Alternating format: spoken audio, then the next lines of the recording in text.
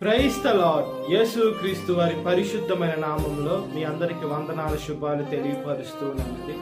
కీర్తనల గ్రంథం 20వ కీర్తన 4వ వచనం, నీ కోరికలు సిద్ధింపచేసి నీ ఆలోచన యావత్తును సఫలపరచును గాక అని దేవుని వాక్యం సెలవిస్తుందండి. దేవుడు మన ఆలోచనని సఫలపరచాలి, మన కోరికని సిద్ధింప చేయాలని యేసుక్రీస్తు వారు ఆశపడుతూ ఉన్నారండి. అంటే మన కోరికలు ఎలా ఉన్నాయి, మనం ఏం కోరుకుంటున్నాం? ఈ లోకంలో శారీరకమైన కోరికలు మనం కోరుకున్న దేవుడు మనకి ఇచ్చినవి మనకి పనికిరావు. మనం ఏం కోరుకోవాలంటే మనము దేవుని తోడు మనం కోరుకోవాలండి. ఈ లోకంలో మనిషి బ్రతికేదానికి, తినేదానికి తిండి, కట్టుకునేదానికి బట్ట, ఉండేదానికి ఇల్లు ఉండాలని యేసుక్రీస్తు వారికి తెలుసు. అవన్నీ దేవుడు ఇస్తాడు. అయితే మనం ప్రార్థన చేయాలి. అయినా కూడా వాటి మీద మనం దృష్టి పెట్టుకోకూడదు, కానీ మనము పైనుండే వాటి వెతకాలంటే పరలోక రాజ్యానికి వెళ్ళాలంటే ఎలా? యేసుక్రీస్తు వారిని ఆశ్రయించాలి, రక్తంలో కడగబడాలి. మనము దేవుడు మార్గం తెలుసుకున్న ఇతరుల్ని తీసుకొని వెళ్ళాలంటే ఎలా తీసుకొని వెళ్ళాలి? ఇతరులకి మనం చెప్పంగానే వాళ్ళు వాక్యం విని మారిపోరండి. వాళ్ళు మనల్ని దూషిస్తూ ఉంటారు. లేదా మేము కొలిచే దేవుడే గొప్ప అని వాళ్ళ దేవుణ్ణి గొప్ప చేసి మన దేవుణ్ణి దేనికి లేకుండా కించపరుస్తూ ఉంటారు. అలాంటప్పుడు మనము కోపపడకుండా వాళ్ళకి సమాధానం చెప్పాలి. మన హృదయ వాంఛన ఒకటే ఉండాలి, యేసుక్రీస్తు వారి గురించి వీళ్ళకి తెలియాలి. వీళ్ళు ఈ లోకంలో ఉన్నటువంటి సాతాను చేతుల్లో, అంటే యుగ సంబంధమైన దేవత చేత వీళ్ళ ఆత్మీయ నేత్రాలు గుడ్డితనం అయిపోయి ఉన్నాయి. వీళ్ళకి నిజం తెలియటంలో మనము చిన్న పిల్లల్ని చూస్తుంటాం. చిన్న పిల్లలకి బొమ్మలు అవసరం. ఆ బొమ్మలతో వాళ్ళు ఆడుకుంటారు. అదేవిధంగా ఇప్పుడున్నటువంటి మనుషులు కూడా వాళ్ళు ఆ బొమ్మలతో మాట్లాడుతూ పూజలు చేస్తున్నారు. వాళ్ళు చిన్న పిల్లల మనస్తత్వం. వాళ్ళకి నిజం తెలిస్తే ఎవరు కూడా దరిదాపుల్లో కూడా వెళ్ళరండి. కాబట్టి మనం సహనంతో మనం ఈ లోకంలో కనిపెట్టే బిడలగా ఉండాలి. యేసుక్రీస్తు వారే ఆయన అంత హింస చేసినా కూడా ఆయన మనుషుల మీద కోపపడలేదు. వీరేం చేస్తున్నాడో వీరికి తెలియదు, వీరికి క్షమించండి అని అన్నారంటే మనుషులకి తెలియకుండా ఉంది. మనుషులకి ఎంత చెప్పినా అర్థం కాని పరిస్థితుల్లో ఉంది. ఒక సామెత అంటారండి, మనిషికి ఒక మాట, గొడ్డుకి ఒక దెబ్బ అని అంటారు. మనుషుల్ని ఎంత మాట్లాడి మనం ఎంత ప్రేమగా చెప్పినా మనుషులు ఇప్పుడు వినే పరిస్థితి లేదు. అదేవిధంగా కోపంగా చెప్పినా వినడు, మంచితనంగా చెప్పినా వినడు.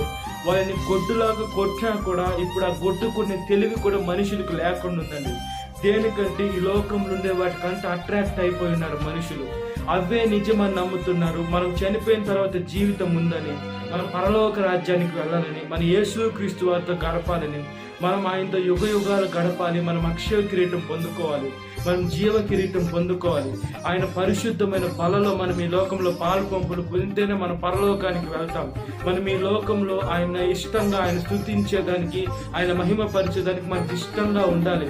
అప్పుడే మనం పరలోకానికి వెళ్ళినా కూడా దేవుణ్ణి స్తుతించేదానికి మనకి మంచిగా ఉంటుంది. కాబట్టి మనం ఈ లోకంలో మన ఆశ కానీ మన కోరిక కానీ దేవుని పట్లే ఉండాలండి.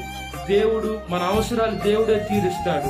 మనకి లోకంలో ఏది అవసరమైనా మన ఆలోచన చాలా తక్కువగా ఉంటాయి, దేవుడు ఆలోచన చాలా పెద్దగా ఉంటాయి. కాబట్టి మనం దేవుని వాక్యానుసారంగా బ్రతుకున్నట్లుగా ప్రార్థన. మహాపరిశుద్ధాత్మ దేవ, మా ప్రియ పరలోక తండ్రి, మా పట్ల మీ ఆలోచనలు గొప్పగా ఉంటాయా యేసయ్య? మా ఆలోచనలు, మా కోరికలు మీరు సఫలపరుస్తాను, తీరుస్తాను దేవుని వాక్యం సెలవిస్తుంది. అయితే మేము ఈ లోకానుసారమైనటువంటి డబ్బు, నాకు అంత డబ్బు ఉంటే బాగుండు, నాకు అంత పెద్ద ఉద్యోగం ఉంటే బాగుండు, నేను ఈ లోకంలో గొప్ప గొప్ప అధికారం ఉంటే బాగుండు, అప్పుడు మనుషులందరూ నా కాళ్ళ దగ్గర ఉండేటువంటి వారని ఈ లోకానికి సంబంధించిన ఆలోచనలు కలిగి ఉంటారు. ఏమొచ్చినా కూడా వాటిలో సమస్యలు ఖచ్చితంగా ఉంటాయి. ఖచ్చితంగా సమస్యలు, ఏ మనిషికైనా సమస్యలు లేకుండా లేవు. డబ్బున్న వారికి సమస్య ఉంటుంది, గొప్ప గొప్ప అధికారం లేని వారికి సమస్య ఉంటుంది. పేదవాడికి, ఎలాంటి వారికైనా సమస్యలు వారి స్థితిని బట్టి వస్తాయి. ఎంత చెట్టుకి అంత గాలి ఉంటుంది. అదేవిధంగా మేము అలాంటి లోకంలో జీవిస్తున్నాం. అయితే మిమ్మల్ని ఎప్పుడైతే ఆశీర్వదిస్తామో, మీ దగ్గరికి ఎప్పుడైతే మేము వస్తామో, ఆశ్రయించి మీ దగ్గరికి వస్తే మీరు అప్పుడు ఒక మాట అంటున్నాడు, అది అమూల్యమైన మాట. అది ఏమి మాటని మేము మనసులోకి ఎక్కించుకుంటే మీరు మాకు శాంతినిస్తారు. మాకు ఈ లోకంలో ఎన్ని బాధలు, ఎన్ని కష్టాలు వచ్చినా మీరున్నారు కాబట్టి మేము భయపడం. నా దేవుడు నా కోరికని, నా ఆలోచన యావత్తుని సఫలపరుస్తాడు. నా కోరికని సిద్ధింపచేసే దేవుడు నాకున్నాడు అనే ఒక ఆలోచన విధం మాకు ఉంటుందయ్యా. దాన్ని బట్టి మీకు స్తోత్రం. మేము మనుషులు మా కోరికని తీర్చలేరు, అదేవిధంగా ఈ లోకంలో అధికారులు కూడా తీర్చలేరు. మా జీవితాన్ని మీకు సమర్పించే బిడ్డలుగా ఉండాలి, మేము పరలోకానికి రావాలి, అదేవిధంగా మీతో యుగ యుగాలు గడపాలి అనే ఒక ఆలోచన మేము కలిగి చనిపోయిన తర్వాత జీవితం స్టార్ట్ అవుతుందని మనసు కలిగి ఉంటే ఈ లోకంలో మా ఆశలు మా కోరికలు అవే ఉంటాయి. మీకు స్తోత్రం చెల్లిస్తున్నానయ్యా. ప్రతి ఒక్క బిడ్డను ఆశీర్వదించి దీవించి రక్షించండి. యవనస్తుడు యవన వయసులో మీ కాడి మోసే మంచి మనసును దయచేయమని, సాతాను శోధన ప్రతి ఒక్క బిడ్డను విడుదల దయచేసి ఈ వాక్యం విట్టిన ప్రతి ఒక్క బిడ్డని పేరు పేరు జ్ఞాపకం చేసుకొని దినకాల జీవితం నింపమని నజరేయుడైన యేసుక్రీస్తు వారి పరిశుద్ధమైన నామములో మిక్కిలి వినంతో అడుగుచున్నాను నా పరలోక తండ్రి. ఆమేన్. Praise the lord. God bless you. Have a great day.